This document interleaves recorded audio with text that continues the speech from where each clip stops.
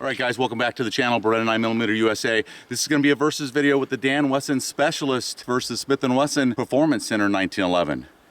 Thanks for watching the video, guys. All right, in this versus video, we're going to have the Dan Wesson Specialist, all outfitted in stainless here, versus a new gun, a T&E gun from Smith & Wesson. Thank you very much, Smith & Wesson, for sending this out to us to review. This is the Performance Center 1911 from Smith & Wesson. This, is, of course, is the full-size model.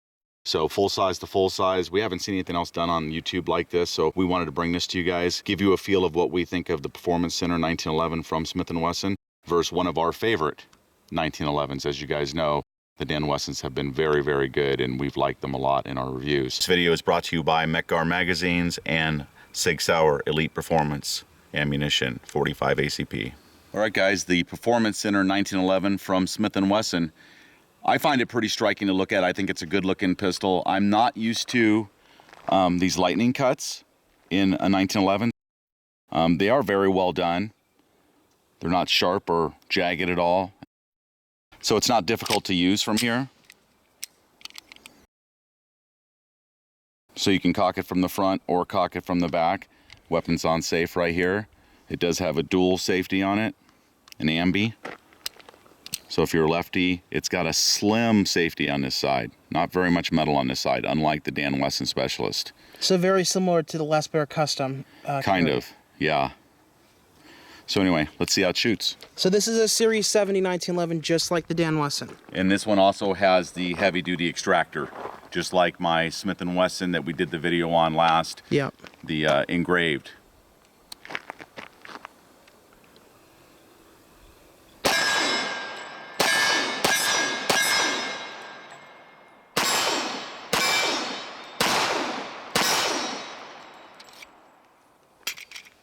So this 1911 has the full-length guide rod assembly. Yeah.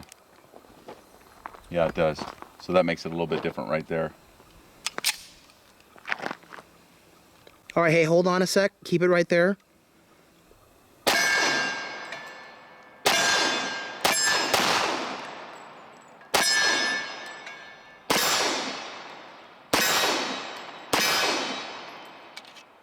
So how does it shoot? It's very smooth. This is one of those 11-round extended magazines from Mekgar for 1911s.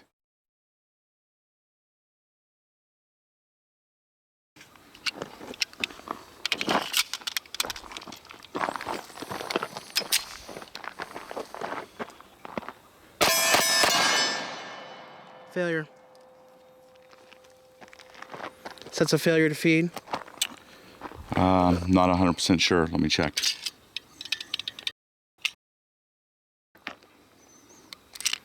Yep.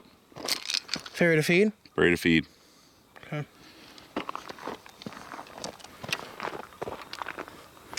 And these are the first rounds out of this pistol, you guys. Yep. So this 1911 was brand new. So I kind of expect that out of a lot of 1911s, just because they're a little finicky for the first 200, 250 rounds, and then they usually settle down. So when I get a 1911 like the Dan Wessons, and I think the Les Bear was the same way, there was no malfunctions. There wasn't any. So that's a little bit, that's nice when it happens. And you had some problems with the original Smith. Remember that? You had a couple malfunctions out of it too. Yeah, I did.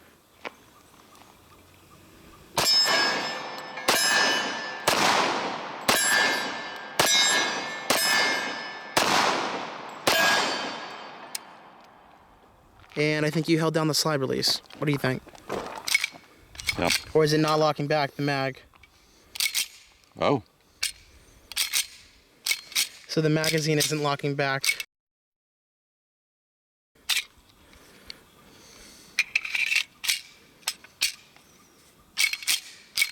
Okay.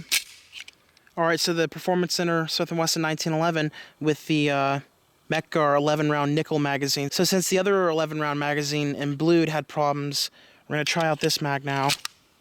See if it's problematic also. And if so, these Mekgar 11-rounders just don't seem to run very well in this gun. Wow, that's tight.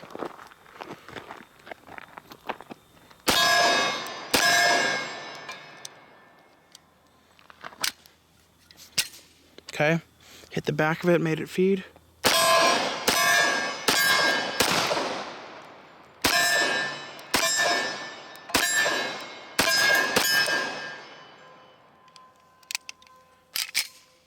Okay. So it does not seem to like these 11 rounders. So that mag is no bueno in this gun. Let's try the anti-friction 8 rounder. I only loaded 7 rounds into it.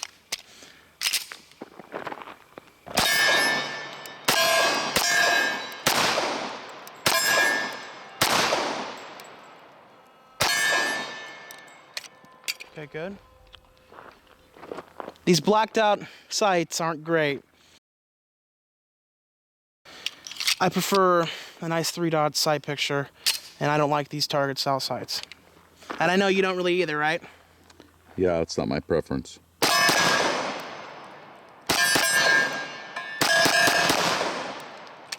Okay, other than my misses, which are my fault, of course, it's doing okay. It definitely likes the 8-round magazines.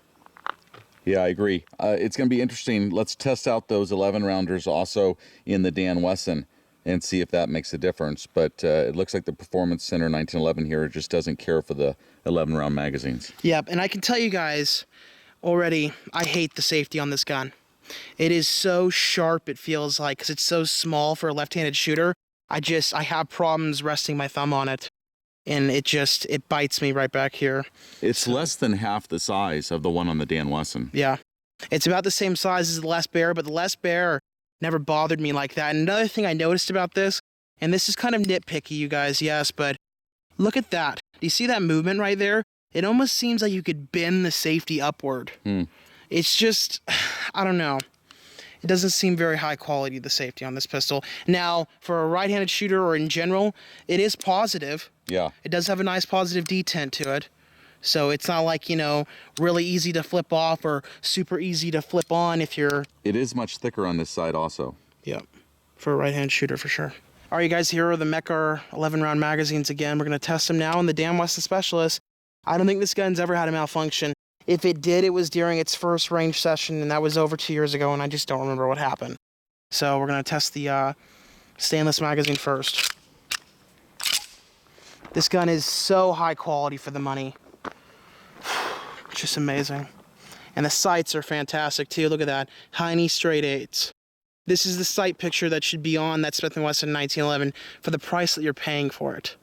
Don't you agree, Beretta Senior? Yeah.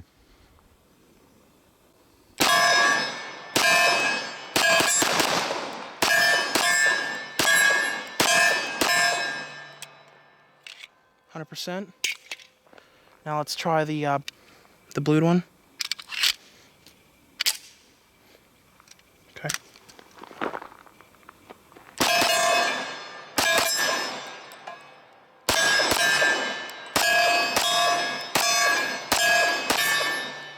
Wow. So 100% with the Dan Wesson Specialist. Not looking good for that Smith & Wesson 1911 so far, considering, this gun doesn't even have a whole ton of rounds through. I mean, it's got probably, 400, 500 through it, probably? I'd say about 500 rounds. Yeah. So, I mean, I don't know what to say. I find that odd. I find that very odd that it's doing that. Definitely. And the Dan Wesson is not. All right, guys, we just wanted to sum up some of our thoughts on the two pistols in this versus video. Remember that the Specialist had almost 500 rounds through it before we started the video. So with that as a caveat, this was a brand new pistol fired for the first time. We did have 3 failures. I believe in total, yeah. Yeah. But then we noticed something that is truly, inexcusable as far as the extended magazines. Well, it won't lock back. At all. On any of the extended magazines we have here. Yeah, the Smith & Wesson will not lock back on extended magazines, and every one of those extended magazines from different manufacturers work in all the other 1911s we have. Yeah, and work in the Specialist. We just confirmed that. So let me just show you real quick. So here's the Mechar. As we were testing them back here. So the Mechar magazine is locked in, right? So no lock back at all. Okay.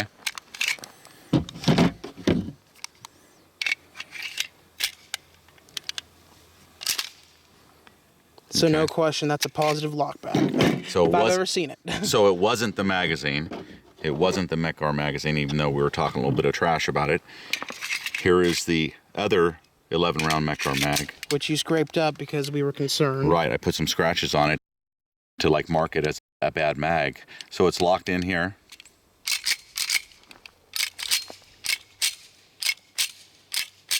Okay. And I've never seen that with any 1911 as far as an extended mag not locking back like that.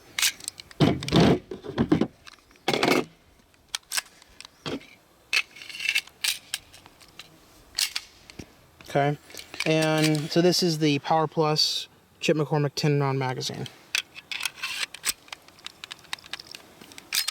Oh, that time it did. That's pretty funny because we did it off camera about 10 times and it wouldn't lock back. Huh. Okay, the chippy does work on it.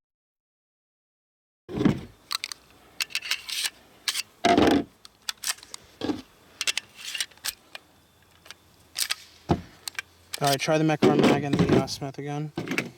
I'm wondering if it just... Maybe it just doesn't like Mekar extended magazines. Okay, that's weird. So off camera, the Chip McCormick was not locking back though. And now all of a sudden it is wanting to lock back. So it just doesn't like Mekar mags. So one other thing we want to cover as far as magazines, you guys, is the Smith & Wesson 1911 does lock back on all three brands of these magazines, the Wilson Combat, Tripp Research, and the Smith & Wesson magazine that comes with it. So. The problem is it appears now only with the extended Mekar magazines.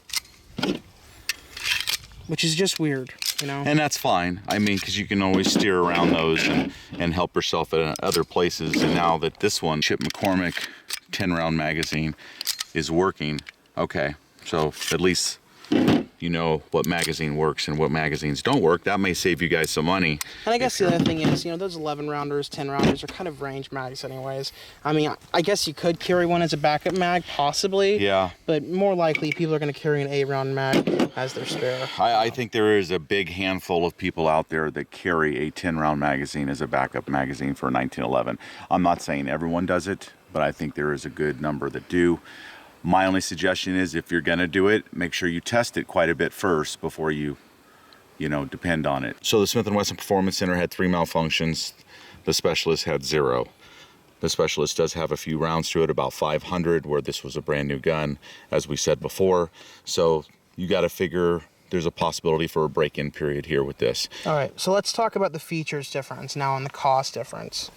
Let's talk about cost first, to put this all into perspective why we're comparing these two guns. So this is about $1,900 retail.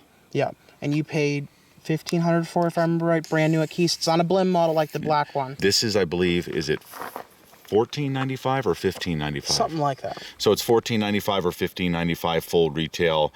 My understanding is they can be found for like $1,100, $11.99, something like that. So yeah, $1,200 I'm thinking. So basically there's roughly a $300 price difference. So with that price difference, what are you getting in the difference of quality? Well, the first thing I think you want to talk about and say is that the Specialist is all forged parts. Even the small bits and pieces on the pistol are forged parts. They're not MIM parts. And you can tell the difference between some of these things, like, look at this right here, this beveled mag well. I mean, that's just beautiful. That is beautiful, and that is a forged steel part, and you can tell. One solid piece. This is, it feels like a MIM part to me. It's very... and it looks like a MIM piece, too. And it's very small. It's very thin. It doesn't have any strength to it or anything like that. So I did notice that. Yeah. And the other thing is definitely the safety. I mean, that safety on that Smith & Wesson is inferior. Well, let's cover that real quick. So we showed you on the Smith & Wesson, and then let's see if I can get the Dan Wesson up here for you to make an immediate comparison.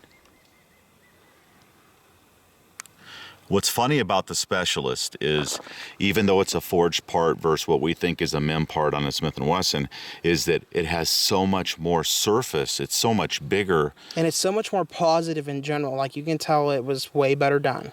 And if you're a lefty, this is the gun for you, man. Yeah. If you don't want to try to figure out how to master one from the right side, if you're a left-handed shooter and you want a 1911, just like you, this is the one you want. Yeah.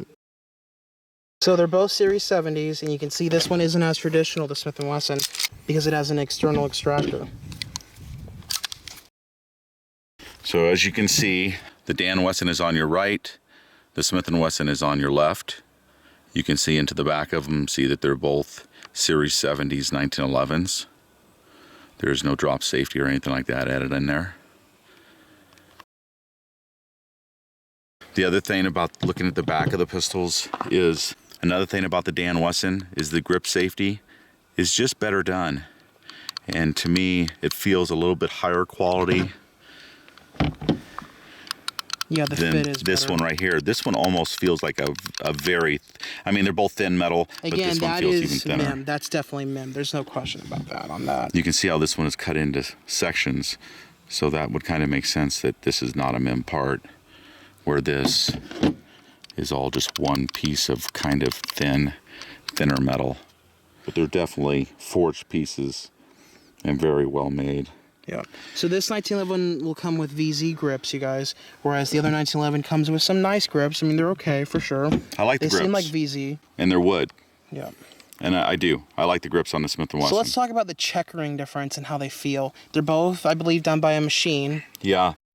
The Smith & Wesson is a little milder here. It's not as aggressive. And if you look really close, and I don't know if the camera's going to be able to get this or not, but if you look really close, there's some overruns, just a little bit yeah, I can see it. A little bit of overruns here at the top, which is typical on your lesser expensive 1911s. It's not bad, but if you're really picky about how your $1,400, $1,500 1911 looks, you've got some overruns right here. Yeah, I see the difference. And when you look at this, it's absolutely perfect. There's no overruns at all, and it is almost twice as aggressive. Yep. Which is perfect because that's what you want. Yep. When you hold this one in your hand, guys, it locks in. I mean, it's locked in, but yet it's not so aggressive that it's painful. Yeah. I actually enjoy the grip on the Specialist here. Anything else we want to cover? Let's talk about the triggers. This is Okay. kind of bad about the Smith & Wesson too. I mean, guys, I don't mean to be totally bashing the Smith & Wesson in this video, but this is how we feel. This is what we've noticed. These are the different things that we have noticed when we're handling these two pistols. So the brake on the Smith & Wesson, here's just a tiny bit of take up, and then it firms up. So that's a nice trigger. That's a nice trigger pull. I like the trigger pull on the Smith & Wesson Performance Center. It's the reset that I don't like. So here we go. When we got this out of the box, the reset, it almost wouldn't even reset. Yeah, it was pretty horrible. So I'm holding it down right now. I'm going to let it up. There's just there's no push to the trigger really coming out. It comes out and it is under spring, but it's just not pushing. It's just barely just working its way out there. So it seems like a weak spring. Where, I mean, you have numerous 1911s, so you know what you're talking about as far as triggers. Yeah. When you say? Yeah. Where Right this, on. see if you can tell the difference on this. Got it? Yeah. Yeah. I mean, I think it's easy to see, even on the camera. Hopefully it will be. It's very positive. So as soon as you let it off, it shoots out there. It's a noticeable difference when you're shooting the pistol. Yeah. And like you said, you know, a little of this might be nitpicky. We're not trying to nitpick. We're just trying to give you guys a good comprehensive overview of the two pistols and how they compare one to the other. So some other things we should probably cover real fast is this is a full-length guide rod, where this is a standard GI. This has a Picatinny rail. And the other thing that you really do get the features on the Dan Wesson is you get fancy top serrations. So you have serrations on the top of the slide to reduce glare, just like the other Smith & Wesson, the E-Series engraved that we have. And also the sights on the Dan Wesson.